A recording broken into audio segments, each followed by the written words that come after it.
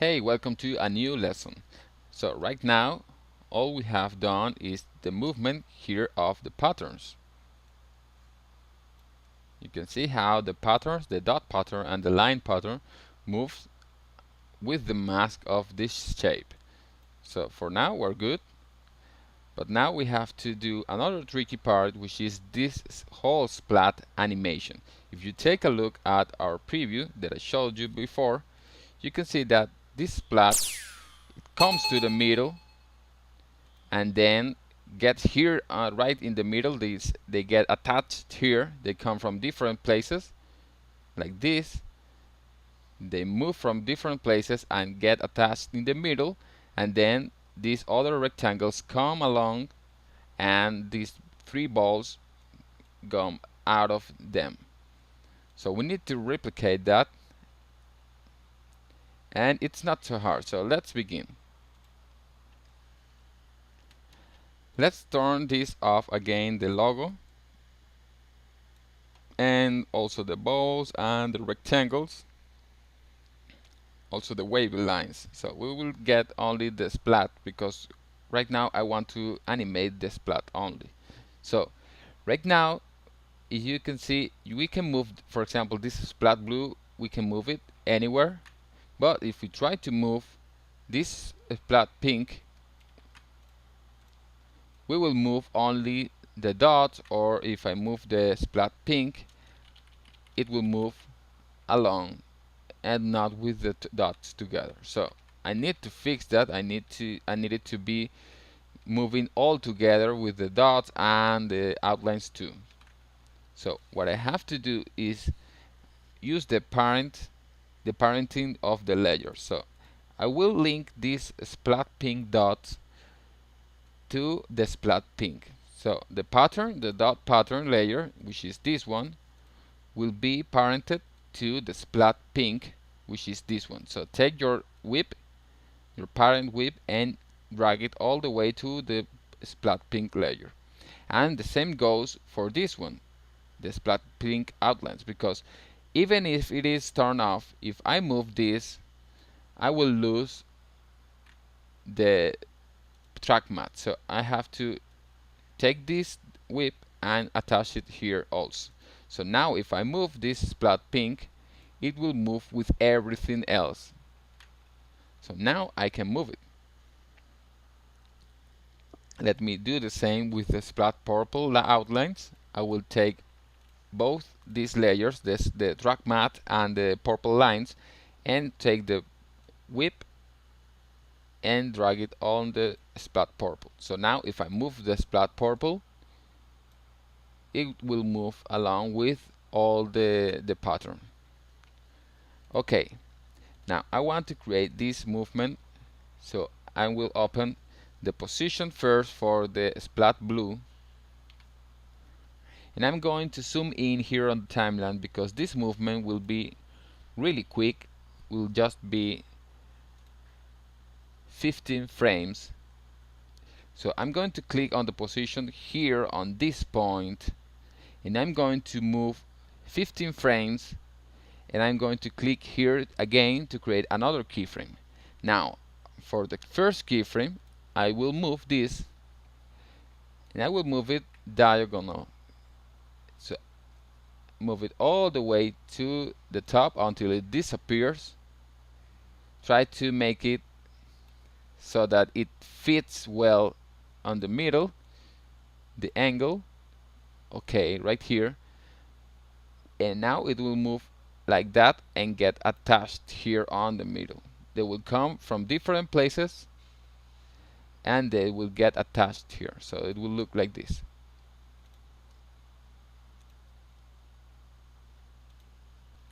In fact, I think that 15 frames is too much, so let's leave it on 10 frames, so this movement will be faster.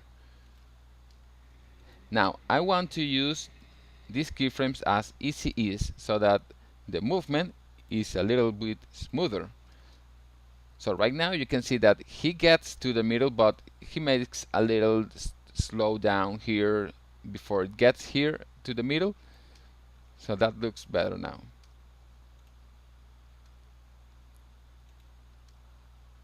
Okay, so we're done with that. Now it's time to move the other two splats.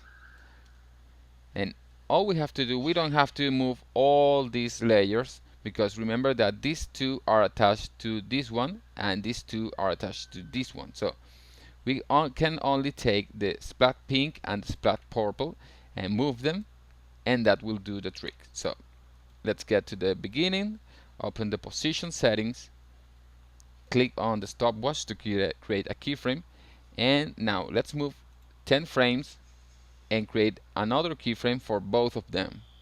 So now on this first keyframe, we're going to move this again diagonal like this.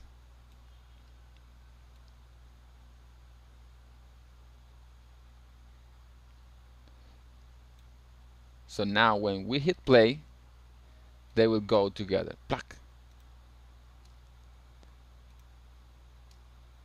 You can see they go from different places and they attached here on the middle. So that's exactly what I want to do. Now if I let me toggle the switches right now. If I activate the blur here and activate the blur here, enable the motion blur, it will look even better because you can see that they now have some motion blur to it. Let me do that to the splat blue also. You can see that now the movement will look even better because we have some blur in it. So make sure that you activate this blur. Okay, now we're done with this movement. You can turn off the motion blur for now. Now it's time to animate the rectangles and then the balls.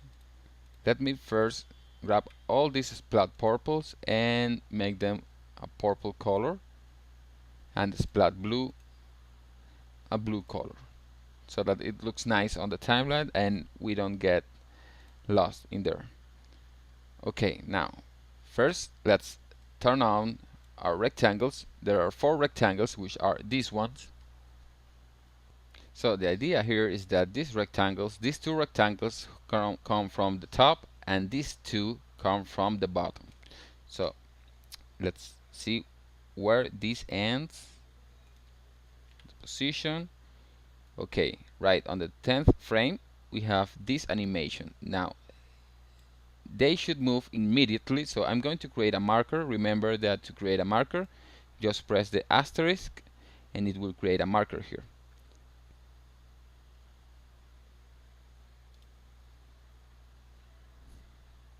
Now let's create the animation for the rectangles. So first let's move these 2 rectangle 3 and 4. Let's set the position for all of them, grab them all and press P on your keyboard, and you can click on the position stopwatch to create a keyframe here, and then let's move 20 frames and create a new keyframe here. Okay, now let's begin with this. On the first keyframe, let's begin with these 2. So in this keyframe I will move them all to the top, so they get here like this.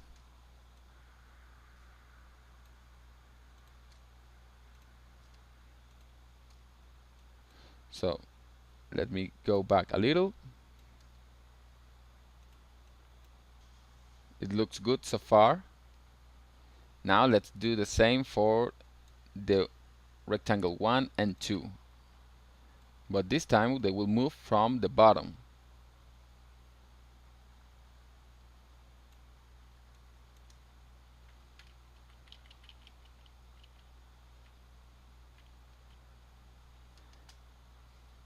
Okay, now they look fine, but right now they all get it at the same time, so I want them to be a little more random. For example, I want this one to get here first, then the other one, and so on. So to fix that, all I have to do is to create some keyframes. So is to move these same keyframes. For example, for this one, I will move the keyframe 5 frames, or maybe less. I will move it just a little bit. And for this one, I will move it here. So all these keyframes will be in different times. So you can see that they all arrive in different times. Now this one gets first, then this one, then the blue one, and finally this one.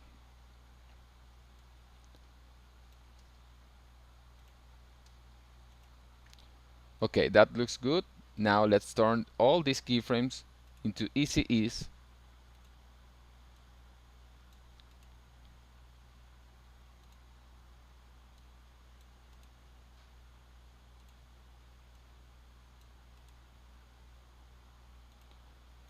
And now this will look better now.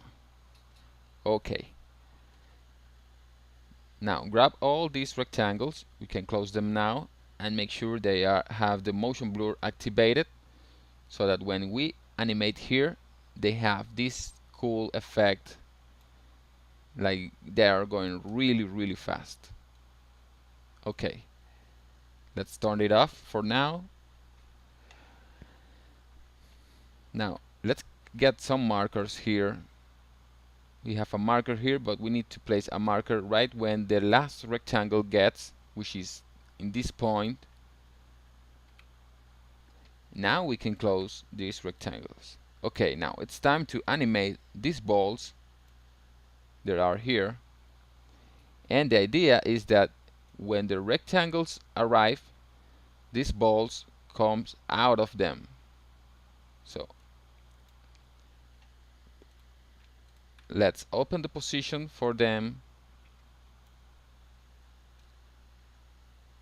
In fact, we can color all these rectangles in different colors so that we know what layers are the balls. Okay, open them and open the position setting with P on your keyboard, and now click on this keyframe and move, let's see, could be maybe 5 frames, and create another keyframe. And now on the first keyframe, let's create some movement.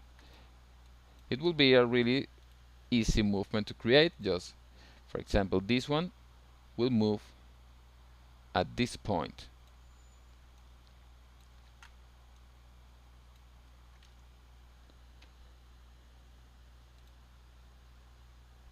This one will move here, and the other one will move inside of this rectangle. Now you can see that there's something wrong, and is that these balls should be behind this rectangle. So we have to move these layers here below this rectangle so that they disappear here.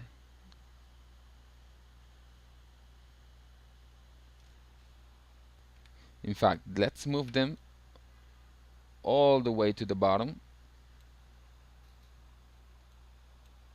Alright, that's it. Now if we check the movement, it will be like this. So these rectangles appear and the balls move. But as you can see, right now we are looking at the balls right now from the beginning, so we need to trim this layer. So I'm going to take this and I'm going to press Alt and the closing bracket so that the layer begins from this point. Now we don't see them here, but they will look like that. So now we have the big splat moving to the center, now the rectangles, and finally the balls.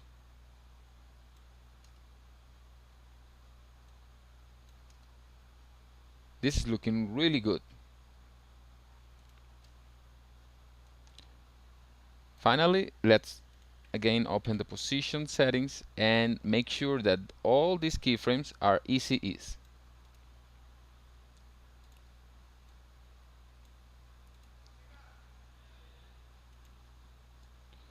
So that the movement will be softer. Okay, we're done with this part. We have all this part animated, which is one of the main parts of our motion graphic design. Now it's time to animate the logo, the studio logo.